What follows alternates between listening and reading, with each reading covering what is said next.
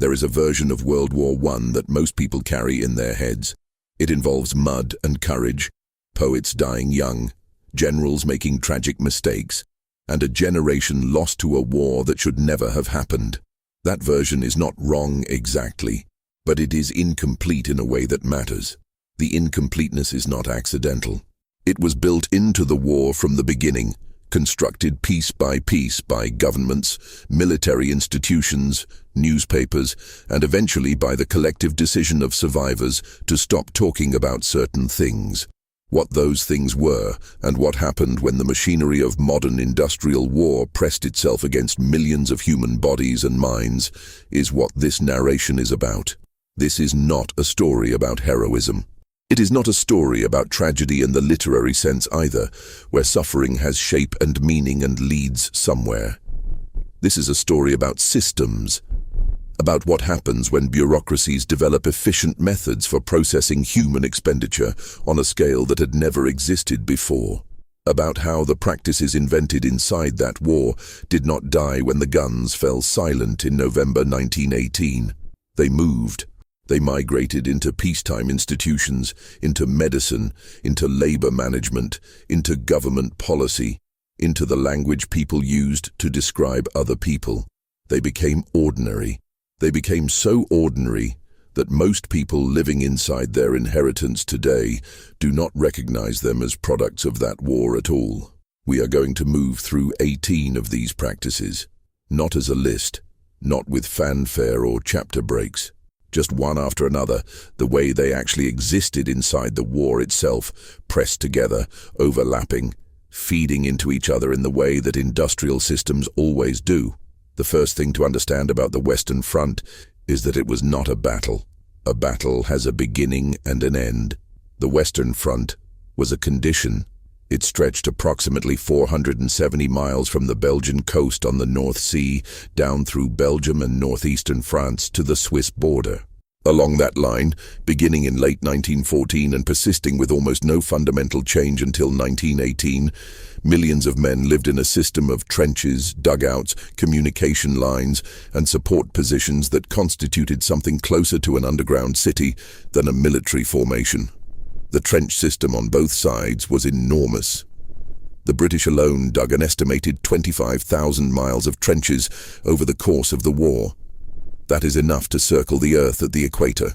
And inside that system, something happened that the generals who designed it, the politicians who funded it, and the newspapers that reported on it were never quite able to fully confront. Human beings adapted to mass industrialized killing the way human beings adapt to everything, by developing routines. Routine is the first practice. It sounds almost gentle. It is not. The trench routine that emerged on the Western Front by 1915 was one of the most psychologically consequential developments in modern military history, and it became the template for how industrial-era institutions would manage large populations under sustained stress for the rest of the 20th century and beyond. The routine went roughly like this. Stand to at dawn. That meant every soldier in the trench stood at the firing step with his rifle ready, looking out over no man's land during the period of half-light when an enemy attack was considered most likely. Stand to lasted until full daylight. Then stand down. Breakfast, if rations had arrived. Then the day's work, which in a quiet sector meant repairing damaged sections of trench, draining accumulated water, removing dead rats, delousing clothing, cleaning weapons, carrying supplies, filling sandbags, and waiting. Stand to again at dusk. Then, the night hours, which were when most of the actual dangerous activity occurred, patrols into no man's land, wire-cutting parties, listening posts, raids on enemy trenches, then back to routine the next day. This pattern was not something soldiers naturally fell into. It was imposed by command structure and maintained through the military discipline system. Men who failed to perform their routine duties faced punishment ranging from loss of pay to field punishment number 1, which involved being tied to a fixed object in a stress position for up to 2 hours a day for a period of days. Field punishment number 1 was formally abolished by the British Army in 1923. The routine itself was never abolished. It simply became the template for how hospitals, factories, prisons, and schools organized the behavior of the populations they managed. The normalization of noise is something that requires more explanation than it usually receives. Before the First World War, the loudest sounds most human beings had ever heard in their lives were thunderstorms, church bells, and perhaps industrial machinery in the larger cities. The artillery barrages of the Western Front produced sound levels that had no precedent in human experience. A major bombardment could be heard in southern England from the French coast. The 1917 explosion of mines at Messines Ridge, where the British detonated approximately 900,000 pounds of explosive simultaneously in a coordinated series of detonations, was reportedly heard in London, over 200 miles away. Inside the range of that kind of sound, the human auditory system and nervous system respond in ways that produce lasting physiological and psychological change. Men went deaf, not temporarily, permanently. Some lost their hearing entirely within hours of a sustained bombardment. Others developed a persistent ringing, a constant high-pitched tone in the ears that never went away, that they lived with for the rest of their lives, that interfered with sleep and conversation and the ability to exist quietly in any space. The military medical system did not classify noise-induced hearing loss as a wound in the conventional sense for most of the war. It was frequently recorded in medical files as not yet understood or as nervous condition. The men were returned to the line when their other symptoms had subsided sufficiently. What this established as a bureaucratic practice was the institutional habit of not counting certain categories of damage as damage, of defining harm in whatever way was most convenient for the system producing the harm. This practice did not end in 1918. It became standard operating procedure in industrial occupational health policy for decades afterward, where industries exposed workers to damaging noise levels, while medical and regulatory frameworks debated whether to classify the resulting deafness as occupational injury. The debate took the same form it had taken in the military medical offices of 1915. The damage was real. The classification was flexible. Shell shock was the popular name for a collection of symptoms that appeared in soldiers exposed to heavy artillery fire and to the sustained psychological stress of trench warfare. The symptoms included uncontrolled tremors, paralysis without physical cause, inability to speak, blindness without damage to the eyes, nightmares so severe they made sleep impossible, sudden loss of memory, inability to feel emotion, and in some cases a complete dissolution of the sense of self. The military medical establishment's response to shell shock between 1914 and 1918 passed through several distinct phases, and each phase tells us something about the institutional logic that was developing inside the war. The first phase was denial. Shell shock was not a real condition. Men who displayed its symptoms were cowards, malingerers, or constitutionally weak individuals who had no business being soldiers. Some were court-martialed. Some were shot for cowardice when what they were actually exhibiting were acute psychiatric symptoms that prevented them from functioning. The British Army executed approximately 306 men for military offences during the First World War, including cowardice and desertion. A significant proportion of these men were almost certainly suffering from what we would today recognize as severe post-traumatic stress disorder or acute stress reactions. The executions were recorded in military files. The psychiatric condition was not. The second phase was management.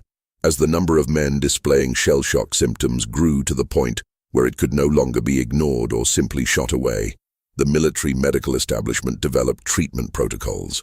These protocols varied enormously in their humanity and effectiveness. Some doctors, most notably WHR Rivers at Craiglockhart War Hospital in Scotland, used something approaching what we would now call psychotherapy, encouraging patients to talk about their experiences, to process what had happened to them, to integrate their trauma rather than suppress it. Rivers treated the poet Siegfried Sassoon and the poet Wilfred Owen at Craiglockhart, but Rivers's approach was not standard. The more common treatment protocol involved rest, electricity applied to affected limbs in what was called pharadic treatment, firm encouragement to return to duty, and in severe cases, extended institutional confinement. The goal of the treatment was not the patient's recovery in any meaningful sense. The goal was the patient's return to military usefulness. Men who recovered enough to be classified as fit for general service were sent back to the front. The trauma that had produced their symptoms had not been addressed. It had been temporarily managed. The third phase was classification. By 1917, the British military had developed an elaborate diagnostic taxonomy for shell shock that distinguished between shell shock W, which meant wound, awarded to men who had been physically present during an explosion that could be identified as the cause of their symptoms, and shell shock S, which stood for sickness, awarded to men whose symptoms could not be directly traced to a specific physical event. Shell shock W entitled men to a pension. Shell shock S did not. This distinction between a harm the institution was willing to acknowledge as real and a harm it was not willing to acknowledge as real, regardless of whether the harm itself was real in both cases, became one of the defining bureaucratic practices of the 20th century. Insurance companies, workers' compensation systems, veterans' benefit programs, and disability classification systems all inherited this logic. The damage was the same. The classification determined whether it counted. The use of poison gas by both sides on the Western Front, beginning in April 1915, introduced something into warfare that had not existed before in the same form, which was a weapon designed not necessarily to kill, but to incapacitate and to terrorize. The first large-scale German use of chlorine gas at Ypres on April 22, 1915, released approximately 168 tons of gas along a 4-mile front. The men in the Allied trenches who survived the initial release described seeing a yellow-green cloud moving toward them and not understanding what it was until it reached them. The chlorine dissolved in the moisture of their lungs, forming hydrochloric acid. Men drowned in their own tissue fluids. Those who survived the initial exposure developed chronic respiratory damage that persisted for decades. The long-term medical consequences of gas exposure were studied and recorded, and then largely filed away by the military medical establishments of all the major powers. The men themselves received pensions in some cases, not in others, based on classification systems similar to those used for shell shock. What gas warfare introduced as a bureaucratic and institutional practice was the management of environmental contamination as a routine cost of military and industrial operation. The logic that accepted poison in the air over Ypres as an acceptable operational reality was not fundamentally different from the logic that accepted toxic emissions from industrial facilities as an acceptable operational reality in the decades that followed. The populations affected in both cases were managed through classification systems that determined how much of their damage was officially acknowledged. The practice of measuring contamination against a threshold below which it was not considered officially dangerous, rather than measuring it against a standard of no contamination, was one of the lasting contributions of industrial-scale chemical warfare to the bureaucratic management of environmental harm. Triage is a French word that was already in limited medical use before the First World War. But the systematic, standardized application of triage as the primary organizational logic of military medicine was developed and refined during that war on a scale that transformed medical practice permanently. The basic principle of triage is sorting. When there are more casualties than the medical system can treat, you sort them into categories based on likelihood of survival and urgency of treatment. Those who will survive without treatment go in one group. Those who might survive with immediate treatment go in another. Those who will die regardless of treatment go in a third. Resources are allocated to the middle group. The other two groups wait or do not wait for anything. The triage systems developed on the Western Front processed casualties in numbers that had no precedent. At the Battle of the Somme in July 1916, the British Army suffered approximately 57,000 casualties on the first day alone. The medical system behind the lines was overwhelmed before the day was half over. The triage decisions made in that context were not made by individuals weighing individual cases. They were made by systems applying classification criteria to bodies.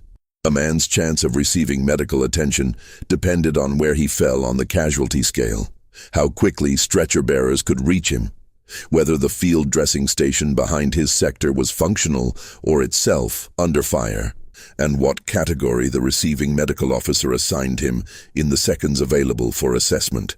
The rationalization of this process, the development of standardized forms, standardized criteria, standardized routing protocols, produced a model of mass medical processing that became foundational to emergency medicine, disaster response, and the administration of hospital systems throughout the rest of the century. What triage also normalized in a quieter way was the institutional acceptance that some portion of the people entering a system would not receive the care that might save them, and that this was not a failure of the system, but a design feature of it. The classification determined the care. The care did not follow from the need. The soldiers' relationship with paperwork during the First World War was one of the least discussed and most significant developments of the war.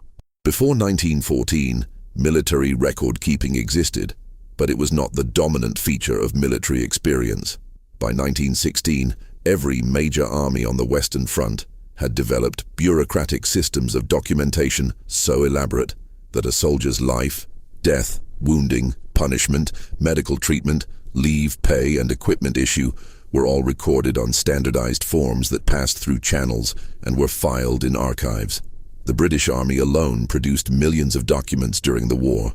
The personnel records of approximately two-thirds of the British soldiers who served in the First World War were destroyed in a Luftwaffe bombing raid on the War Office repository in London in 1940, which tells us something about both the scale of the documentation and the vulnerability of paper-based institutional memory. What the paperwork system produced as a social and institutional practice was the subordination of the individual person to their file. What you were, officially, was what your records said you were. Your pay depended on your paybook.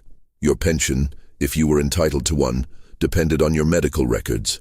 Your execution, if the court-martial went against you, was documented on a form that recorded the offense, the verdict, the sentence, and the date of carrying out.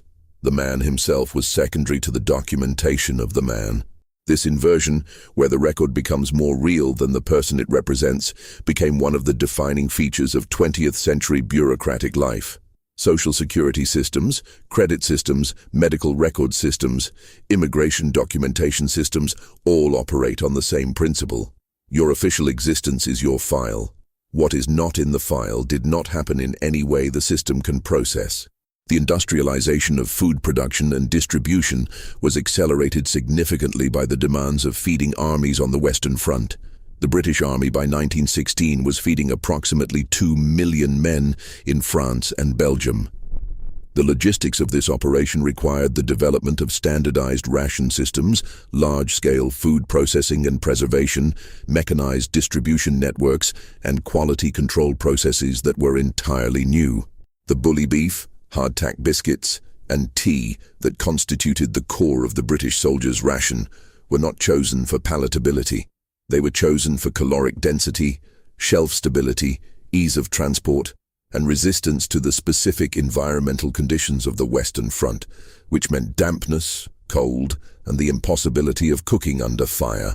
The experience of eating standardized industrial food in conditions of extreme stress and deprivation, day after day, month after month, did specific things to the men who experienced it. It severed the connection between eating and pleasure. It created a relationship with food defined by necessity and availability rather than preference or quality. Veterans of the Western Front frequently described their post-war difficulty with civilian food, the strangeness of being expected to enjoy a meal, the persistent association of eating with the mechanical act of consuming enough calories to function. The food systems developed during the war, the canning technology, the standardized nutritional calculations, the industrial-scale catering infrastructure, became the basis for the post-war processed food industry. The men who ate bully beef in the trenches of Flanders were, in a sense, the first mass market for industrial nutrition stripped of agricultural tradition. What had been a wartime necessity became a peacetime industry serving a population that had been partially trained through years of military experience to treat food as fuel rather than as culture. The relationship between the soldier and his body during the First World War underwent a transformation that is difficult to overstate and was rarely discussed in official contexts. Before the war, most of the men who served on the Western Front had lived in bodies that belonged in some meaningful sense to themselves. They had chosen, within the limits of their social circumstances, how to use those bodies, what risks to expose them to, how to care for them. Military service removed that relationship almost entirely. The soldier's body became state property. It was measured, examined, classified, vaccinated, deloused, fed, rested, and exposed to danger according to institutional schedules and requirements that the soldier had no standing to question.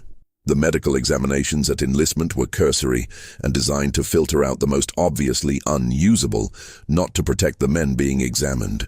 As the war continued and casualties mounted, the fitness standards for military service were progressively lowered. Men who had been rejected as unfit in 1914 were accepted in 1916 and pressed into service in conditions that their bodies could not adequately sustain. The physical examinations at discharge were similarly cursory, designed primarily to determine whether the man could be classified as sufficiently recovered to be released from the military's responsibility, rather than to assess the actual state of his health. The practice of processing human bodies through institutional systems using standardized classification criteria, with the classification serving the institution's administrative needs rather than the individual's health needs, was exported from the military into the civilian world through veterans' pension systems, industrial insurance systems, and eventually national health bureaucracies. The man's body was real. The classification of the man's body determined what the system did with it. The management of death at the scale of the Western Front produced bureaucratic innovations that are still with us. When men died in the quantities they died during the First World War, the individual death could not receive individual attention. The recovery, identification, and burial of the dead became logistical problems solved by systems. The graves registration units of the British Army were responsible for locating, identifying, and properly interring the bodies of dead soldiers. The work they did was extraordinary in its scope and its horror. They moved through battlefields after engagements, collecting bodies or parts of bodies, attempting identification from dog tags or personal effects or physical characteristics, recording the location of burial on standardized forms, marking graves with standardized wooden crosses, and filing the paperwork that would eventually allow next of kin to be notified and, if the war ended, the graves to be maintained. The system was overwhelmed constantly. Bodies could not always be reached. Bodies disintegrated in conditions that made identification impossible. The German bombardment of areas that had already been buried meant that men who had been properly interred were disinterred by subsequent explosions and their graves lost. The percentage of British soldiers killed on the Western Front who have no known grave is approximately 1 in 3. The Thiepval Memorial to the Missing on the Somme lists the names of 72,000 British and South African soldiers who died in the Somme sector and have no known grave. The Menin Gate at Ypres lists 54,000 names. These are not numbers. They are the administrative result of a system that processed death at higher volume than it could individually document. What the graves registration system institutionalized was the practice of counting the dead systematically, while simultaneously accepting that a significant percentage of the dead would not be individually accounted for. This acceptance of irreducible loss within a system that claimed to track everything became a standard feature of industrial-scale institutional operations. Hospitals lost track of patients. Prisons miscounted inmates. Governments lost track of displaced persons. The forms existed. The forms did not always correspond to the reality they claimed to record. The use of psychological assessment and classification of recruits was developed during the First World War in a form that directly produced the modern field of applied psychology. Before the war, psychology was largely an academic discipline with limited institutional application. The problem of processing millions of recruits and determining their fitness for various military roles created an enormous demand for standardized assessment tools. In the United States, which entered the war in 1917, the Army Alpha and Army Beta tests were developed and administered to approximately 1.75 million soldiers. The Army Alpha was designed for literate recruits and measured verbal ability, numerical reasoning, and general knowledge. The Army Beta was designed for illiterate or non-English speaking recruits and used pictorial tasks. The results were used to classify soldiers into categories from A through E, with A being suitable for officer training and E being unsuitable for any but the most basic labor. The tests were not scientifically validated in any rigorous sense. They reflected the cultural assumptions and educational biases of their designers, who were predominantly middle-class English-speaking academics. Immigrants who did not speak English fluently scored poorly on both versions of the test and were classified accordingly. African American soldiers, who were tested in segregated conditions, scored lower on average, and this result was used after the war to support academic arguments for racial hierarchy in intelligence, arguments that were accepted in mainstream academic discourse for decades. The testing program itself, the idea that human cognitive capacity could be measured by standardized instruments, sorted into categories, and used to determine institutional treatment, became one of the most consequential exports of the First World War to civilian life. School systems adopted standardized testing. Employers developed aptitude tests. The classification of individuals by measured cognitive performance became a normal feature of life in industrialized societies. The tests were real. What they measured was the question no one fully answered. The classifications they produced were treated as objective regardless. The experience of sustained fear as a managed condition is something that the First World War produced at a scale that forced institutional response. Men in the trenches were afraid for extended periods of time. Not acutely afraid in the way you might be afraid of a sudden loud noise, but chronically afraid, persistently afraid. Afraid in a way that became the background condition of existence rather than a response to a specific threat. The artillery could come at any time. A sniper's bullet could arrive without warning. A gas alarm could sound in the middle of the night. The randomness of the danger was itself a specific kind of psychological load. You could not predict when you would be in danger and therefore could not mentally prepare for it or relax when it had passed. The military institutional response to chronic fear was primarily to ignore it. Men were expected to continue performing their duties regardless of their fear. The concept of maintaining fighting efficiency was the institutional priority, and chronic fear was classified as a factor to be managed through training, discipline, and the social pressure of unit cohesion, rather than as a condition that required attention in itself.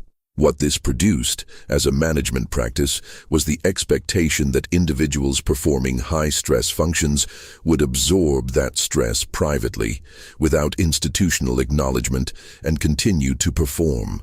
This expectation was inherited wholesale by civilian institutions that dealt with high-stress occupations.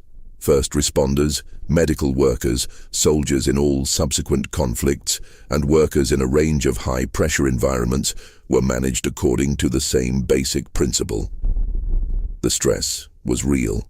The expectation was performance. The gap between those two realities was managed by the individual without institutional support, for as long as the individual could manage it. The relationship between the military and the press during the First World War established the framework for modern media management by governments that persists in recognizable form today. At the beginning of the war, the major belligerent powers moved quickly to control what information about the war reached the civilian population. In Britain, the Defence of the Realm Act, passed in August 1914, gave the government sweeping powers to restrict publication of information deemed to be helpful to the enemy. These powers were used extensively. Casualty figures were suppressed or significantly understated. defeats were described as strategic withdrawals or repositioning. The physical conditions of the trenches were not described in the press in terms that would have conveyed their reality to civilian readers. The censorship was not primarily external. It became internalized by the press itself, which developed conventions of reporting that automatically filtered out information considered damaging to public morale or military recruitment. War correspondents who accompanied the British forces were credentialed and supervised by the military. They were taken to see what the military chose to show them. Their copy was reviewed before transmission. Those who violated the conventions of acceptable reporting were denied access. The result was a sustained gap between the reality of the war and its public representation that was maintained throughout the conflict and contributed significantly to the shock many veterans felt upon returning to civilian life and discovering how differently the war had been understood by the people at home. The institutional practices developed during this period, the embedding of journalists, the credentialing process that gave military authorities leverage over press access, the internalization of acceptable limits by the press itself, became standard features of wartime and peacetime media management. The management of information to protect institutional interests while maintaining the appearance of transparency is not a practice that requires a war to function. It requires an institution, a press corps with economic dependence on institutional access, and a public sufficiently invested in the official narrative to not push too hard at its edges. The development of military psychiatry during the First World War produced a permanent change in the relationship between psychological medicine and the state.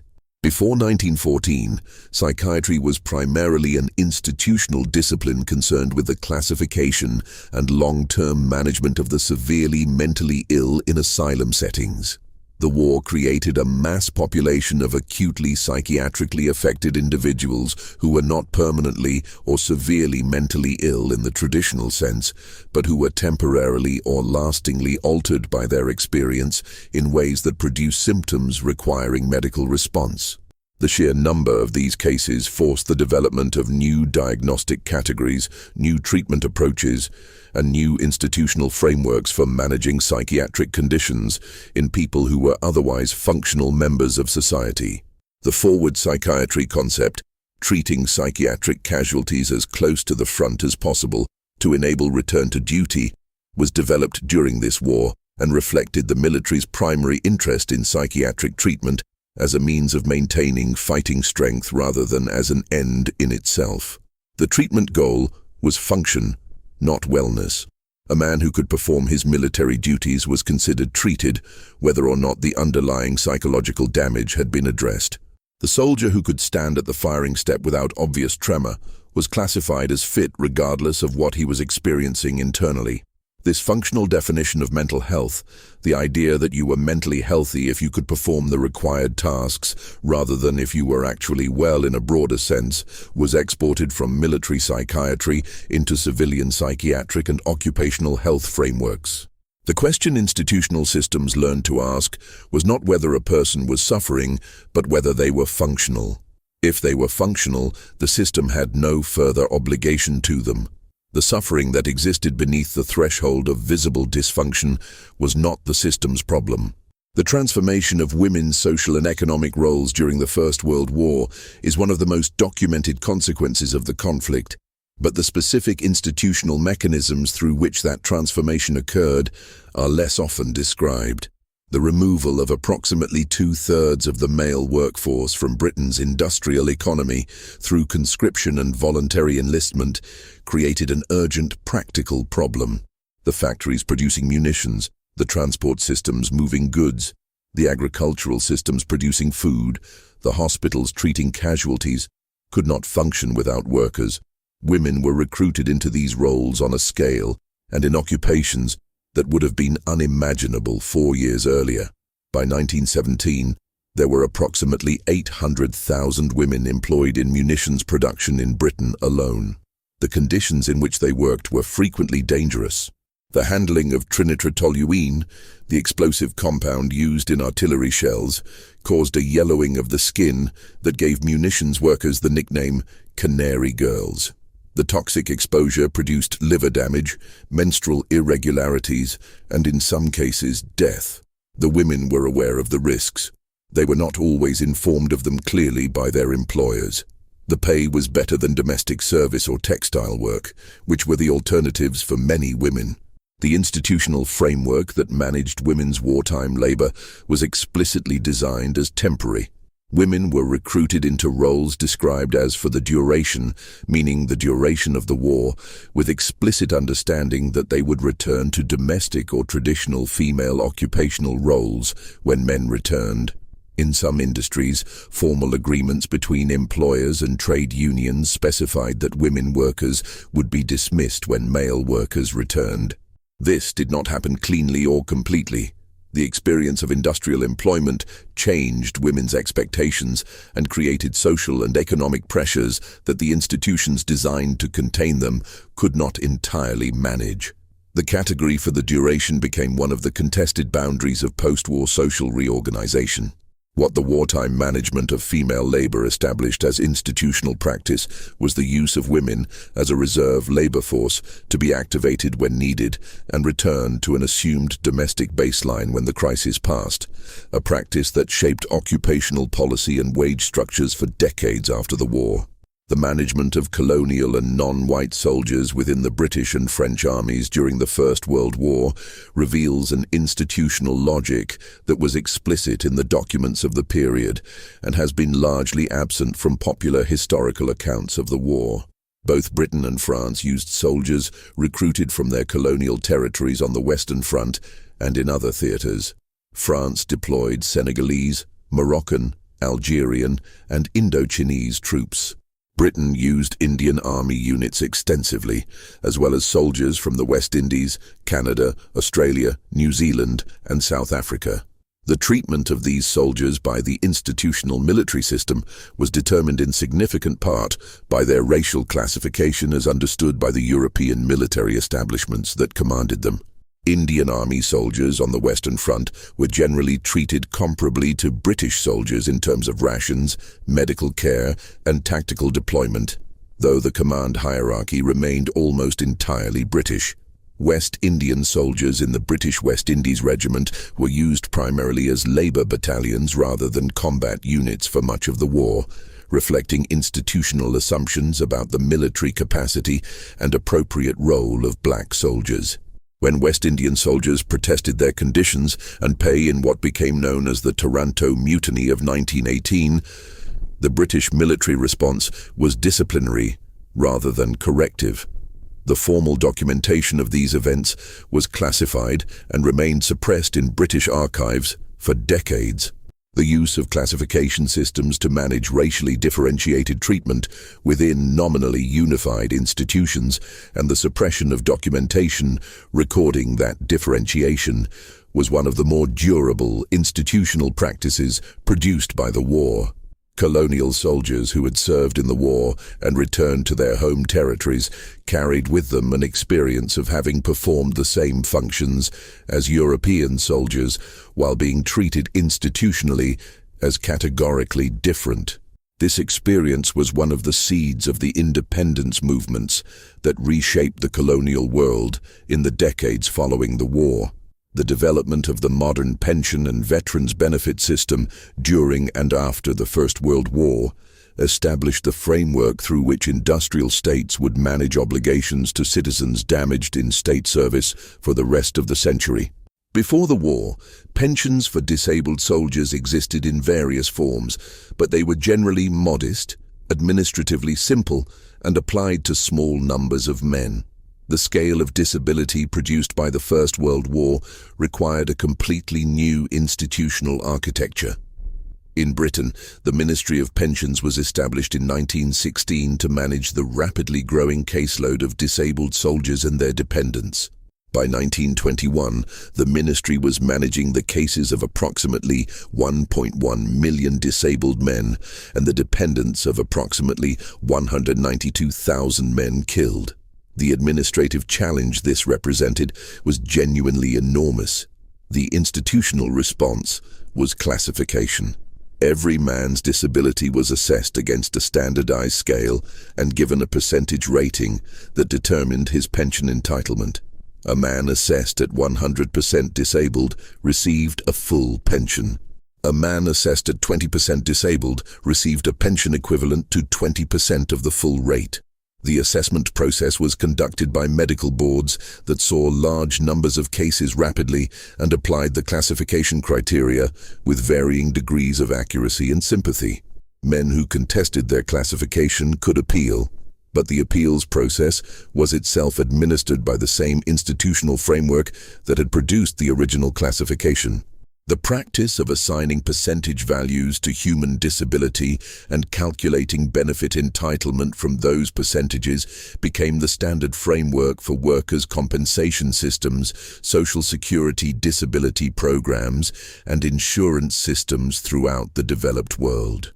The man's actual experience of his disability, the way it shaped his daily life, his capacity to work, his relationships, his sense of himself, was processed through the percentage system and reduced to a number that determined what he received.